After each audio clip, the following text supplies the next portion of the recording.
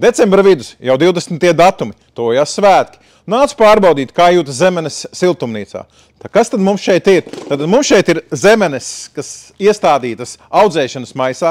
Stādi bija konteineru stāds, jeb tā saucamais trej.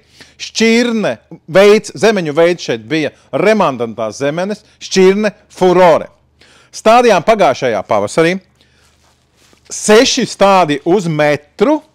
Ražoja mums 3 ražas, skaistas, kvalitatīvas 3 ražas.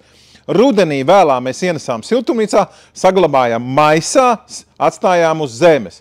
Tad mēs nogriezām nesmukās lapas un neko vairāk un kārtīgi salējām. Ik pa laikam es atnācu un uzliku arī sniegu.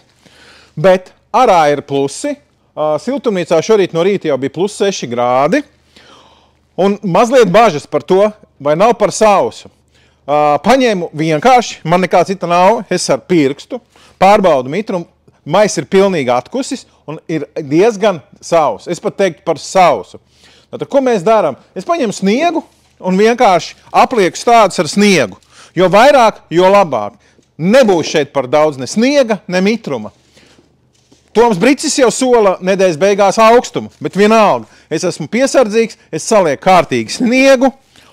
Sniegs mums iedos mitrumu un vēsumu, jo zemenes vislabāk jūtās pie -1, pie 0, ja jau ir plusos, +5 un 6, tas jau ir par sliktu. Tā kā lūdzu, mitrums, ja ir par siltu, taisam vaļā siltumnīcas durvis, laižam iekšā vēsumu un ceram uz labu ražu, lai jums izdodas.